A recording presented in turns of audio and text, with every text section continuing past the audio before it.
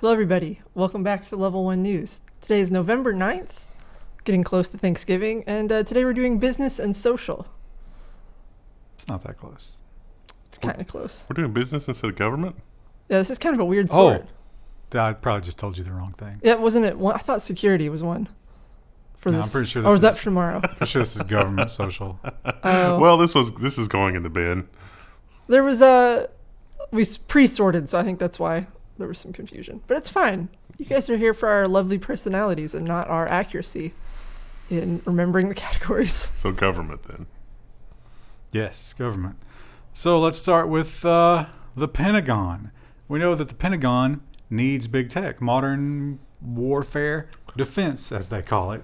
Although, I'm not sure what we're defending against sometimes. They need technology like they need warm clothes. It really is a disaster. But at the same time, it's like, yeah, what are we defending against? Yeah, and the future of warfare is going to depend on AI, robots, high technology, stuff that you need to bring in the big dogs for. You don't have people in the military who are going to be able to do this. I disagree. I think it's going to depend on things being fully up to date and Microsoft Defender, which is even more terrifying. Well, maybe Google does have a little bit better reputation in terms of leaks. Yeah, that's true. So maybe they are the one to do this, but the problem isn't that. The problem is what they said in the past about not doing this. Google wants to work with the Pentagon again, despite employee concerns. I get it. You work at Google, you don't want to help build the AI that's going to kill us all. But have you seen the Google papers? We're going to talk about this in, probably the business episode. But the leak from inside Google, you're already building the dystopian future. So we're already in the dystopian future. This is not exactly the same as the Jedi Project, but it replaces it. But I think it's more ambitious. There's going to be more to it. Well, this is really just like an infrastructural project. This is like the Department of Defense needs plumbing. And it's like, ooh, should we be the plumbing contractor for Abu Ghraib? Would that be a bad idea? And it's like, well, okay, I mean, I guess, but there's a lot, like, maybe you shouldn't build the torture equipment or the databases. Like, those are, like, I'm less worried about plumbing than I am some of the other stuff, if that makes sense. Once the plumbing is in place and they have that juicy contract, they're absolutely going to start working on the vision systems again. Yeah. Because it's already done. Yeah. They're just waiting to use it. Yeah. Those Hellfire missiles are going to be so accurate. If Google doesn't do it, then other groups, like the NSO Group, is going to do it. Well, that raises a good question. If Google gets in bed with the government to that extent, will other countries in turn ban Google? Because that would be turnabout, right? Seems Same like kind of thing. U.S. sanctions 4 companies selling hacking tools, including the NSO Group and Candiru. I don't think we've covered Candiru. Candiru? That's a memorable name. Yeah. NSO Group is the group that was making the really amazing iPhone spyware that is zero-click install that recently a lot of journalists and also the president of France were found to have on their phone. They said, oh no. Well, they said, I don't know if they said it this last time, but when they first got accused of this years ago, they were like, we only sell that to very carefully vetted nation states and people who we're confident are not going to use it. And then there were like 8 different examples. Our spyware is definitely not going to be involved in the dismembering and murder of the journalist guy. That's crazy. We vet everybody. They're mentally stable. That would never happen. They don't actually use the product that we sell them, and they pay a high price for. God, the Bloomberg paywall really does just butcher this one. This is about the cybersecurity person. I don't remember her title. But she is the top dog when it comes to cybersecurity, and she has some scary things to tell us. Top federal cyber official orders agencies to fix their software problems or face the wrath of... It said the big quote was, it threatens our way of life. If we get hacked, Ransomware and attacks threaten our way of life, which is kind of true. We need to find a solution for this. We'll talk about that. We actually, in the business section, security. In the security section, we have a story about, they've put a bounty on ransomware because they literally have no idea how to help with ransomware. But we've got some ideas because it's level 1. And the government is looking to spend a whole lot of money. They're having a little bit of trouble passing that bill, but it seems like eventually they will. And it's a big question of exactly what will make it through because there is so much pork in this thing. And one of those pigs is free laptops. The free laptop program built into the Biden reconciliation plan. The proposal creates a giant grant program for free or discounted devices. Now, this is something we're familiar with. At least I don't know about Krista, but where we grew up, this was a thing. And it was also kind of heartbreaking because, like, when I was in high school and after high school, I helped out with some of these things doing tech support. And it was like, wow, there's a really brilliant kid that is in this completely broken and dysfunctional home. Let's give them a computer. And then, like, the next... Their parents hawk it. Yeah. And it was just heartbreaking. We didn't do free laptops at my school. You had to do everything, like, in the computer lab during school hours. I don't think... They didn't do the laptops because of that reason where people would, like, steal them and sell them, but also because no one had internet. So this woman made a comment, and she was like, "Oh, it doesn't matter if we build out the broadband if the people don't have a laptop to use it with. Why stop there? Why don't we give them free electricity? Why don't we give them free meals while they're using their laptop? Why don't we buy their house and give that to them, right?" It's crazy because, like, there are community programs that will do this kind of thing that maybe have a little bit better success record than we gave them a laptop which was immediately sold for meth. Also, the government is not giving these out. They're partnering with local programs. That's really going to increase the graft. Yeah. Exponentially. I think Level 1 Tech should get involved there. We can hand out some. We could actually get laptops to people who would do something good with them. Yeah. Well, we have in the past. I mean, it's like, here's some e-waste that I've gotten for pennies on the dollar and recycled, and now a school has a computer lab where it didn't before. That's a thing. You can do that. It doesn't cost a lot of money. It's pretty cheap to do that. Basically free. It costs a lot of money when the government does it. Yeah. And we have a little, just a sprinkling of good news on all this manure, although it seems like there's a lot of caveats. There's a lot of gotchas. Yeah. The U.S. Copyright Office just struck a blow supporting the right to repair. So they've expanded the language to include more stuff, but the carve-outs are also a little bit bigger. So this is, you can circumvent copy protection for the purposes of repair and diagnostics and maintenance. The rules around video game consoles are really interesting. You can circumvent copy protection to repair a game console, but then you have to put it back. So, like, if you fix an optical drive, you have to put some kind of copy protection back in place to prevent pirated games. Is there ever going to be another console with an optical drive? Probably not. I can't see it. Well, this is a great one, and a lot of times it's not the big government stories that point out how corrupt big tech is. It's the local governments, because local governments are less able to negotiate with big tech, and they end up just kind of doing whatever they want because they desperately want them in their communities. But it's not always good for your community. The Dalles? Dalles? I read this as the Dalles the first time, but that's not what it says. Dalles sues to keep Google's water use a secret. So this is in Idaho, I think. This is the one that's in Idaho. This is happening in a couple of places. I think so, yeah. They're using a lot of water. But how much water? And is it, more than the water table can replenish? Oregon. Yeah. So people are asking, hey, how much water are you using? Now, that is a known value. Google knows it probably to the milliliter, right?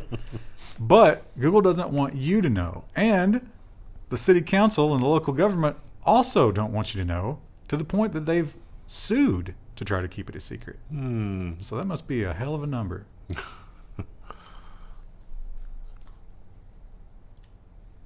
They do recycle the water. I wonder how much they lose per day. Well, I looked at the Facebook. The one, Idaho for Facebook might be what I'm thinking of, but the Facebook data center it's a very scary number. It's like an ecologically disastrous number in the case of the Facebook data center. And especially some of the places these places are located. Yes. They don't have a lot of spare water to use. Well, that was one of the big questions in that one is, they were posting pictures of the local reservoirs where you were seeing parts of it you'd never seen before. Yeah. And they were like, hey, what? Is it maybe time to worry about this? We might not be able to have drinking water soon. Should we be concerned? But your Gmail will be up. Which is what matters. I don't, okay, Gmail, that's fine, but think about all the other crap that is going to also continue to be up, like all the worthless Android games. Well, the Facebook one really hammers it home, right? Yeah. Videos of people murdering lizards are going to cost us our water. It really is crazy when you put it like that. We have this big push to protect the privacy of children. It's mostly just corporate, newspeak. Doesn't really matter. But once in a while, they will come up with a law that actually changes things. When they do that, unintended consequences abound. CPS teachers, quote-unquote, blindsided after access to popular classroom software has been yanked due to new student privacy laws. So this is in Illinois, and like code.org is used for teaching computer classes and things like that. But the terms of service for code.org are not compatible with what the law is in Illinois in terms of information sharing. So some teachers have incorporated websites into their curriculum they can no longer use.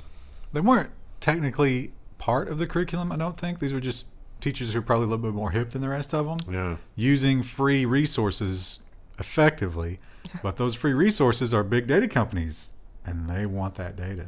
What do you think the chances are that this is like the big textbook publishers pushing back? Because it's like, no, you must buy our textbooks because that protects privacy. And it's like they're not actually interested in protecting privacy. They're interested in protecting their bottom line because textbooks are a scam. I didn't think about that, but man, that actually makes sense. I don't know. I mean, are all schools going to the laptop iPad model yet? Or, It sure seems like it. so I don't know if textbooks would even survive that. Well, you But you have could the still do ebook. the PDF copy. Even the book publishers want that because you can have the one-time use PDF files that expire after 6 months. Yeah, in college, I had to have a key for my German textbook. And it was like, okay. So you had to pay separately for the physical book, and then you had to pay for the key to do the workbook stuff online. Yeah, that's a racket for sure. So, but all aspects of education in America right now is a racket, including the young kid stuff. So whatever. Just give them chalk. They should only use chalk to learn. That'll make them stronger. Stablecoins are becoming more and more popular. If you don't know what a stablecoin is, it's tied to the value of an actual kind of money. So it doesn't have these big whipsaws, and people can use it more reliably. You can hold it without worrying about the value going down. And U.S. regulators do not like that. U.S. regulators say issuers of quote-unquote stablecoins should be policed like banks. So PayPal should also be policed like a bank too, right? I mean, it's not issuing a stablecoin, but it functions like a bank more than a stablecoin thing would. So PayPal should be policed like a bank too, right? We're experiencing a driver crash. There it goes. Oh, no. Every day.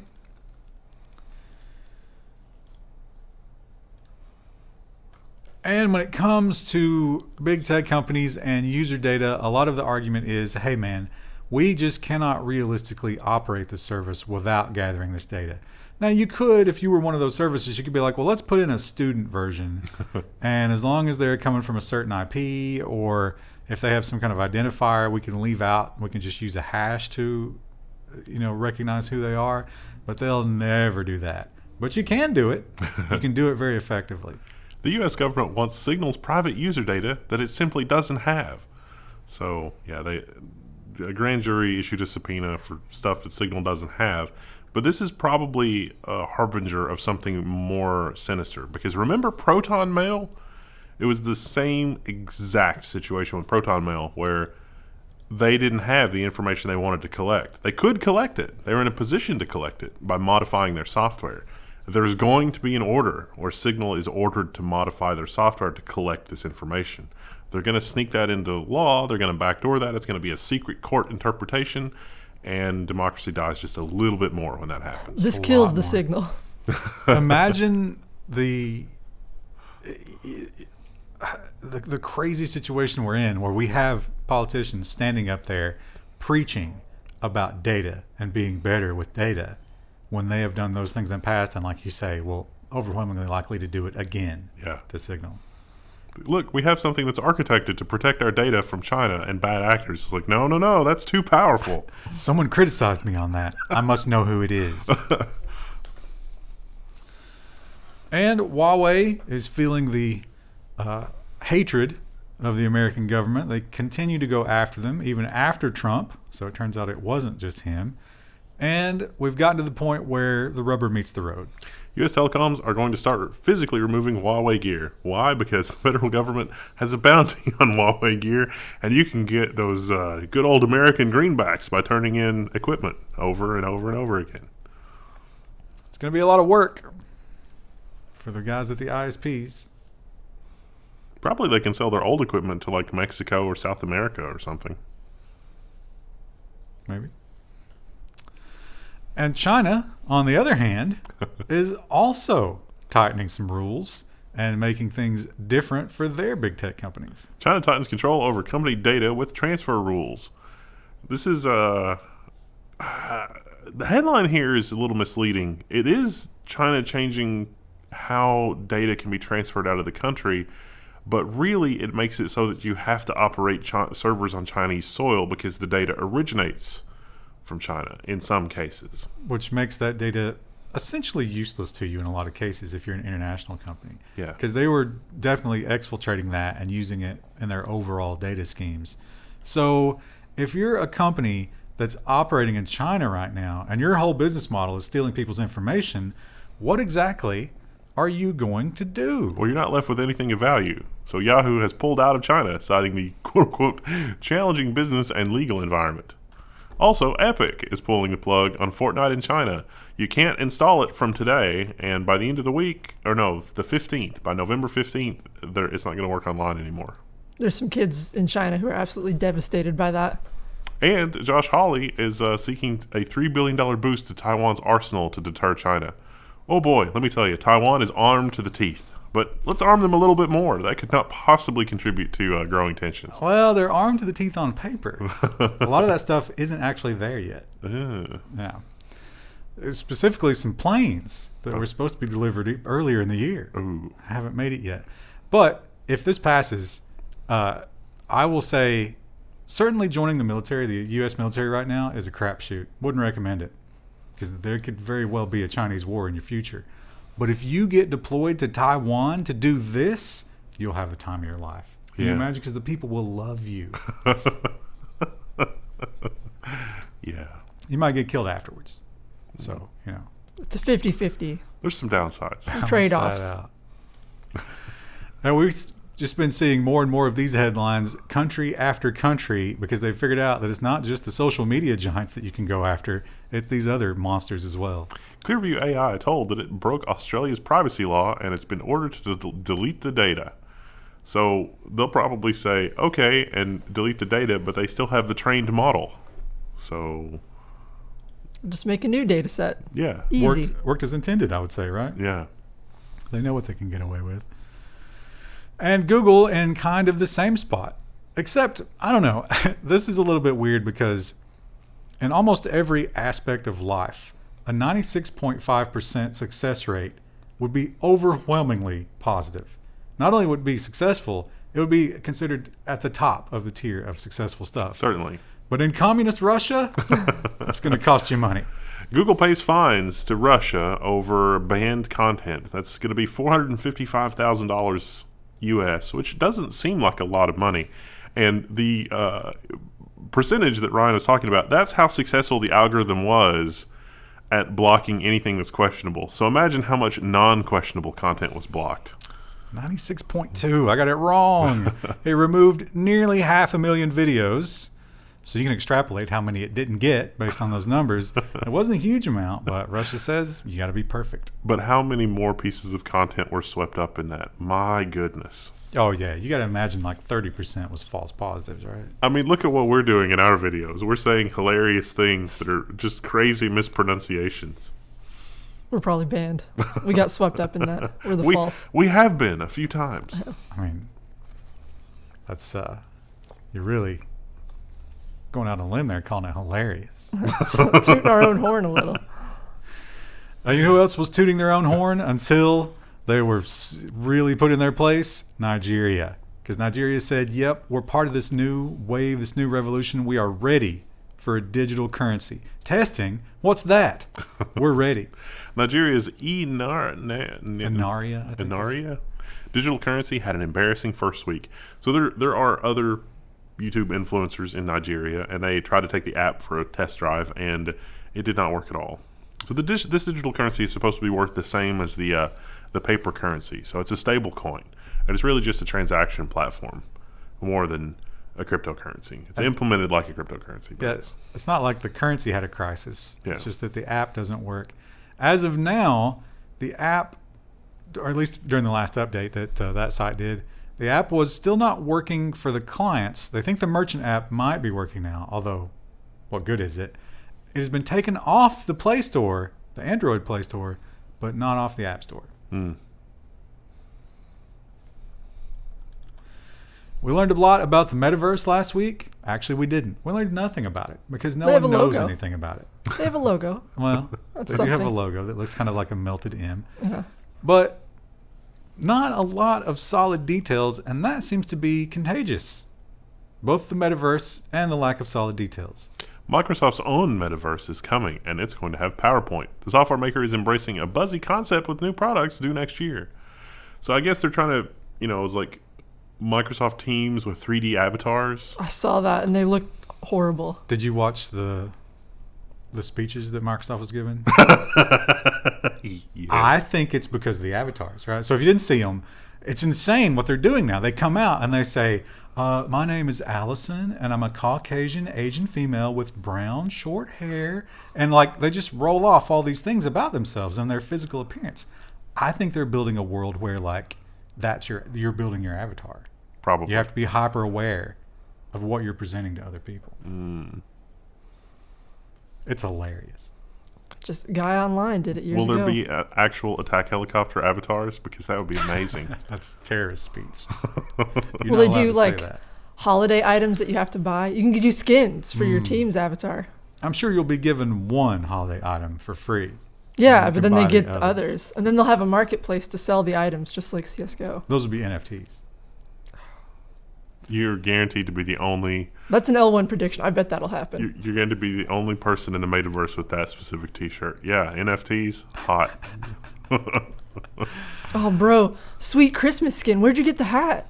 Oh, I got it on sale on the marketplace. Yeah, this is the only one. You can buy it from me for 10,000 in Ether. I gave Microsoft all my friends' physical addresses, including yours. And Facebook, we learned as part of their revolution into the Metaverse is that they are targeting younger. They have figured out that Facebook itself has been sort of marked as the old person social media, which seems to be true. It is. And they're not sure how to beat that, which may have been a lie because they've been looking into it. Document reveals that Facebook's actually been targeting children as young as 6 for their consumer base. Facebook's hiring employees to build out programs for children as young as age 6 to 17, according to the company blog post. Ooh. Yikes. Not a good look. The EU regulators collectively sat up and were like, Ooh. money. Did someone say money? Yeah, but they are right. That is the only way to win the social media game, as evidenced by TikTok. So I don't know how you do that and pretend not to do it. So far, they seem to be failing. TikTok grew a lot faster in the beginning because it was kind of like the forbidden thing. Like all of the algorithmic filtering and blah, blah, blah wasn't working correctly on TikTok. So it's like, I'm going to say the forbidden thing, and then, there's a million people that also. You'll always go where there's the most freedom, but everybody else will too, and soon there won't be any freedom. Yeah. That's the paradox. It's like grazing. The grasslands. Oh, we killed all the grass. That is a perfect analogy, actually. Grazing humans who don't know that they're just being fattened to be harvested. And the Metaverse is supposed to be completely online, but wait, maybe not. To build the Metaverse, Meta wants to first build stores. So the idea here is, okay, look, we're Facebook. There's no way that anybody's going to trust us with anything online. Why don't we have a magical store? Think of it like Willy Wonka's candy store, where you can go in and you can experience the magic of the Oompa Loompas in person. And then, of course, you'll participate in the online experience. Why wouldn't you? Here's the big difference between this and Willy Wonka's factory. To get into Willy Wonka's factory, you had to have a very, very exclusive ticket. Everybody will be able to go in here, including the homeless. You want to wear a VR mask after? I figured you'd have to sign in, like, with your account. With your to DNA access profile. it. Yeah. I bet there's plenty of homeless people with Facebook accounts. Yeah. Maybe you'll have to be a paid member. of the metaverse. Own at least one holiday item from holiday 2021 Flair, to access this cafe. NFTs. Yeah.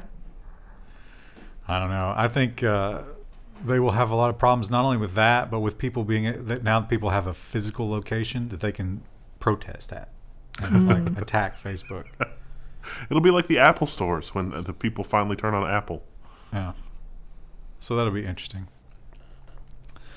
And Meta, as I think we pointed out last week, but now we've learned more about it, is something, I mean, it's pretty common. There's been businesses that used it before, including technology businesses. Startup says that it applied to trademark Meta before Facebook, but it may be willing to stand down if Mark Zuckerberg pays up. Yeah, I would be too. For about 50 mil. At what point, though, what if you could just set the price? Like, 50 million is going to be a little bit of an uphill battle. You'll have to invest some time and money and stuff. But, you know, if you just said it was like 2 or 3 million, you think they would just give that to you to go away? It's like, this isn't right. We're just take this and go. Yeah, but I'm not confident 3 million would get me through the rest of my life with hyperinflation. Yeah. I think I would have to get at least 10 after taxes. So we're talking about like 15. I think it would also go for that. Yeah, they might just give you that. But then you have a company that you're going to have to wind down. Yeah. So you might be costing a lot of people problems there. Are you going to share the wealth? Better make it 20. We learned more and more about Trump's social network that is coming, including what it is running on, which is pure open source, but they have modified it a little bit. Mastodon. Someone did not read the fine print in the license agreement for the Mastodon open source, but they will be reading it very soon, if not already. Mastodon has put the Trump social network on notice for improperly using its code. Truth can use Mastodon's code, that's fine, but it has to let others do so in turn. That's the nature of a lot of open source licenses, share and share alike. Which includes making everything that they use to change it also open source, which means giving out the source for the social media platform, which will be picked apart in 10 minutes. Yeah. So that would be catastrophic for them, but I don't know if there's a way around it. No, not without using a different platform. Is this the official Mastodon logo? I think so. Maybe not. I don't like it. I don't think it would scale well.